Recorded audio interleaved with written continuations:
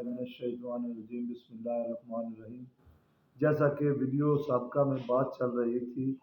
کہ مسلمان دنیا پہ کیوں ذلیل ہیں اور باقی قومیں ان سے بہتر کس طرح جا رہی ہیں،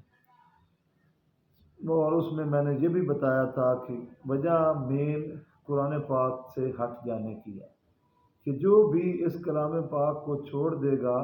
تو وہ دنیا میں ذلیل ہوگا، اور ذلیل بھی ایسے نہیں ہوگا بلکہ ذلیلوں سے اس کو جوتے پڑیں گے،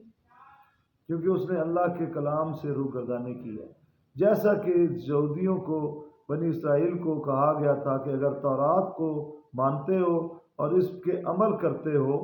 تو تمہارے پاس سے کچھ ختم نہیں ہوگا بلکہ بہت فائدہ اٹھا سکو گے، لیکن انہوں نے تورات پر اس طرح سے عمل نہیں کیا۔ تورات میں بتائی گئی نشانیاں جو تھی ہمارے نبی کریم صلی اللہ علیہ وسلم کی، اس کو انہوں نے دنیا کی خاطر پس پشت ڈال دیا۔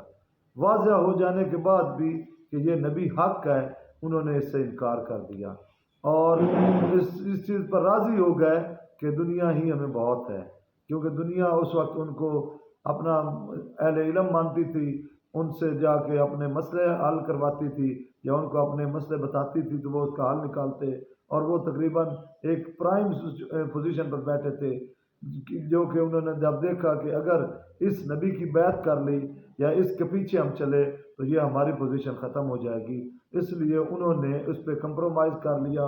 اور دنیا کو اپنا سب کچھ مان لیا۔ آج بھی جو اہل یہود ہیں وہ اسی وجہ سے دنیا کو ہی پریفر کرتے ہیں اور اس سے فائدہ اٹھاتے ہیں۔ ان کا مقصد کیا ہے کہ دنیا میں ہمیں مزید سے مزید حاصل ہو، جس کے لیے وہ سائنس، ٹیکنالوجی ایٹسٹرا جو بھی ان کے پاس علم ہے، وہ انہوں نے اللہ پاک کو تلاش کرنے اور اس کے نبی کی ماننے کی بجائے اس کو استعمال کرنا شروع کر دیا ہے ٹیکنالوجیز پر، تاکہ وہ اس سے زیادہ کما سکیں، اور یہ کمایا جانا ان کو آخرت میں ناکام کرے گا، کیونکہ انہوں نے دین کو نہیں مانا، دین پر عمل نہیں کیا بلکہ اپنی خواہشات کو آگے رکھا، اور واضح قرآن پاک میں یہ درج ہے کہ انہوں نے آخرت کا انکار کر دیا ہے، اور وہ انہوں نے چاہتے ہیں کہ ہماری دنیا ہمیں دے دی جائے اور ہم دنیا میں ہی ان کا حصہ ان کو دے دیں گے۔ لیکن جو چاہتا ہے کہ میں دنیا میں بھی اچھی زندگی گزاروں اور آخرت میں بھی اچھی زندگی گزاروں تو اس کے لیے صرف اور صرف ایک رستہ ہے، اور وہ رستہ قرآن پاک کا ہے، وہ نبی کریم صلی اللہ علیہ وسلم کی سیرت کا ہے۔ اگر کوئی شخص بھی اس کے علاوہ رستہ ڈھونڈتا ہے تو وہ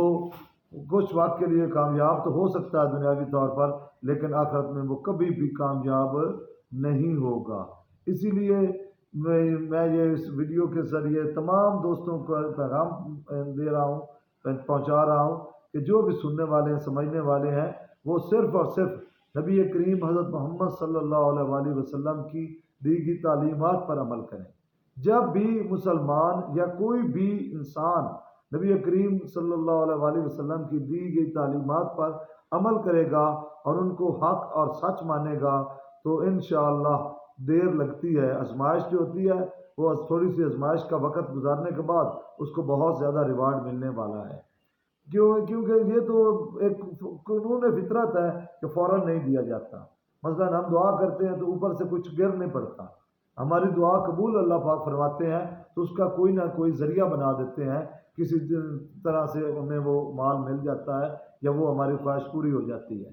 ٹھیک ہے۔ اور اسی طرح ہم کہتے ہیں کہ دعائیں فوراً قبول نہیں ہوتی، فوراً قبول اگر ہونے لگے تو پھر تو خدا کو ڈائریکٹ دیکھ لیا ہم نے، جو کہ ایسے نہیں ہو سکتا، ٹھیک ہے۔ اللہ پاک نے یہ اپنا اور ہمارے درمیان یہی پردہ رکھا ہے کہ ہے وہ ذات موجود لیکن ہماری آنکھوں سے اوجھل ہے، ٹھیک ہے۔ ہم اس کی عبادت کرتے ہیں بن دیکھے اور بن اس کو کسی شرائط سے ہم مانتے نہیں ہیں، بلکہ نبی کریم صلی اللہ علیہ وسلم نے جیسے بیان فرمایا اس طرح ان کو مانتے ہیں۔ تو اگر ہم ان کی مانتے رہیں گے اور نبی کریم صلی اللہ علیہ وسلم کے طریقوں پر چلتے رہیں گے تو یہ دنیا انشاءاللہ ضرور ہماری